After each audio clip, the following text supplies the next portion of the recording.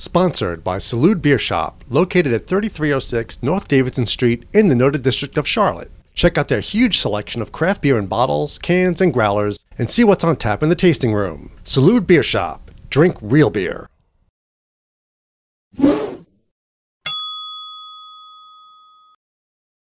Hi, I'm Glenn. This is Dave with NC Beer Guys. We're promoting all kinds of craft beer online at ncbeerguys.com. We are going to do something a little different tonight, and we're going to drink the 12-pack, or sample a couple of the 12-packs from Sierra Nevada. As you guys have heard, Sierra Nevada this summer is throwing an unprecedented 7-city traveling beer festival. That's called Beer Camp Across America. Its final stop is in Mill Rivers, North Carolina, where they're celebrating the new brewery opening, and they've done this whole series in culmination for the event in Mills River. I want to read you a little bit about Beer Camp and how it came to be and what's going on. Quote, we're about to open a second brewery in North Carolina. And while that's exciting for us, it's an even greater reason to celebrate the future of craft brewers everywhere, explained Ken Grossman, Sierra Nevada's founder. We've watched and learned from each other for decades, and together we've seen taste change and craft's momentum snowball. Beer Camp Across America is our way of reflecting on this. With thousands of brewers, fans, and great beer, it should be pretty fun. It should be pretty much fun, that's right. Sierra Nevada invited every U.S. craft brewer, around 2,800, to serve at their beers at the festival location nearest them. And they've been in Denver, they've been in Chicago, and they've been on, it's like I said, 7 cities, and they're going to be in Mills River coming up soon. Beer Camp Across America is a celebration for the entire craft beer community, bringing together brewers and fans who've helped them thrive. The proceeds from these festivals will go toward local state Brewers Guild, as well as hop and barley research. Good. In conjunction with the festival, Sierra Nevada partnered with 12 exceptional craft breweries to create 12 different beers for one mixed 12-pack, another first in the craft beer world. Today we want to drink and feature 2 of the 12 collaboration brews, those 2 that have the most direct connection to the North Carolina craft brewer community, which is what we're all about after all. Yep. And so those 2 are the Asheville Brewers Alliance Tater Ridge Scottish Ale. This one. And the Oskar Blues Brewing Company CANfusion Rye Bock. And as you know, Oskar Blues has also got a facility in Brevard in addition to the one in Colorado, so they have the North Carolina connection as well. Well, I have a problem. What problem you got? Maybe open it. We can fix that. Our handy little opener is never far away. We just usually have it out before we turn the camera on.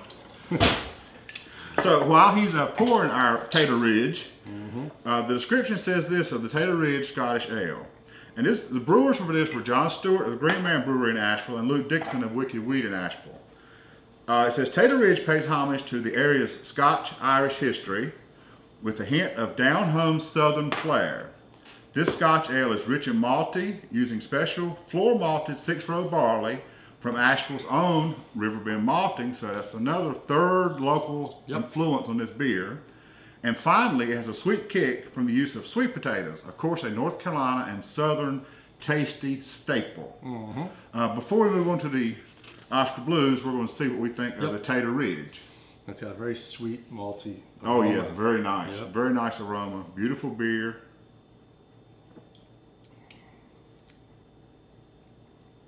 If you've drank a lot of beer around North Carolina, you may have had some other things done with sweet potato. It's not unheard of in North Carolina to do a sweet potato beer. No, we know which one.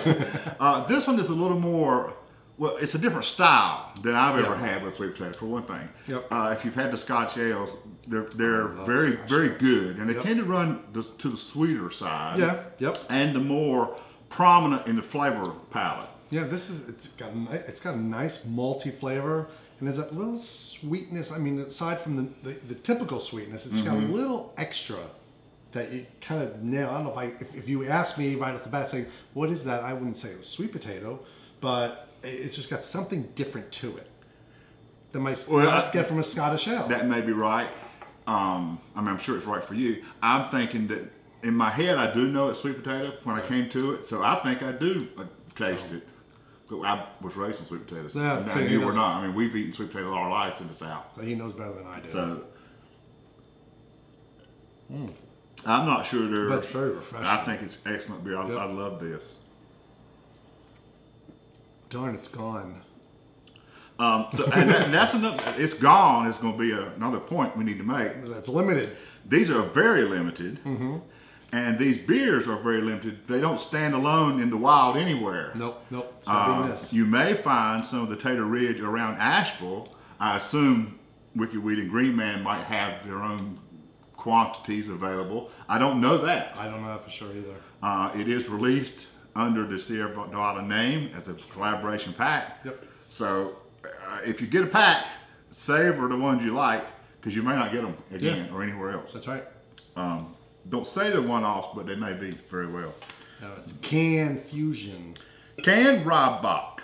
CANfusion is a dry hop rye bock with a complex malt body that launches a peppery blast from the rye, balanced with a fruity hop aroma. They say, as the style suggests, it was dry hop for an added aroma punch from the unique citrusy and spice-like Australian Ella hop varietal. Okay. So a rye bock. I don't know what I expect here. I'm looking for a rye. Particularly. Different kind of We're aroma. supposed to get a pepper blast. Well, pepper. What's the aroma? It might be. I'm not actually sure. It's mild. It's very subtle aroma. Oh, wow. And comparing the two, you'll see it's a lighter, more effervescent. It's not the darker color. The heads are very similar. Again, the Scottish had a darker, a little more beigey head. This is more lacy, more prominent. Right, but it's beautiful color, but I love the flavor. Even though they say it's peppery, I'm not really getting as much pepper. I just think it's so smooth to me. I love rye. I love putting rye in, I love putting the rye malt in the beer. I mean, that to me just gives it, I always felt it smooths things out. Sometimes it may give a little spicy punch, but not a lot. But this... And it's not peppery in the sense of it's hot. It's peppery in the sense of the sensation is strong and biting. Right. I think it's very good too. And I didn't know what to expect with this. So now what you have is, with this 12 pack, of course, North Carolina, represent. 2 of the 12, which is not bad. I mean, Oskar Blues kind of counts for other places too. Yeah.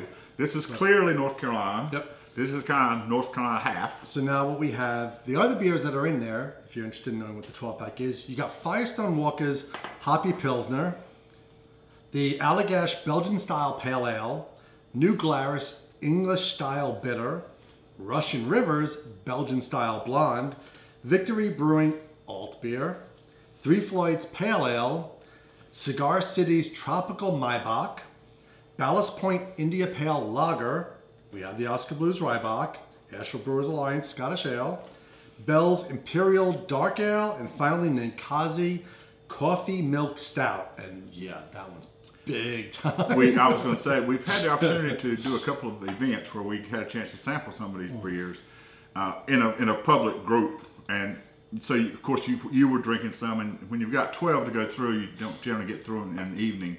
And once you've had 6 or so samples, the rest kind of tend to blend, so it's a little hard. But just go through all 12. Some of the buzz, the milk stout. Everybody thinks that's just a great milk stout. The coffee milk stout is super trust. People are very positive on the Firestone Walker. I forget the style. It's a Pilsner. The Pilsner from Firestone. It's a hoppy Pilsner. From Firestone Walker. Yeah. And there was one more that stood out in my mind, and I'm not sure if it was a Cigar City. The Tropical Maibach. Yeah, there was a little fruit. It's a fruity. The guys I was talking to really liked that, or it might have been the Russian River, the Belgian Blonde, and that sticks in my mind because that was one of my other favorites after the 2 North Carolina beers, of course. That's right. But anyway, if you get a chance in the next little bit, and again, track this sucker down. The suggested retail is about $24.95. We've seen it going for more in some places. Shouldn't be. But it is going for more in some places. Yeah. And I'm sure after it's gone, you'll see it on the aftermarket for a lot more than that for a while.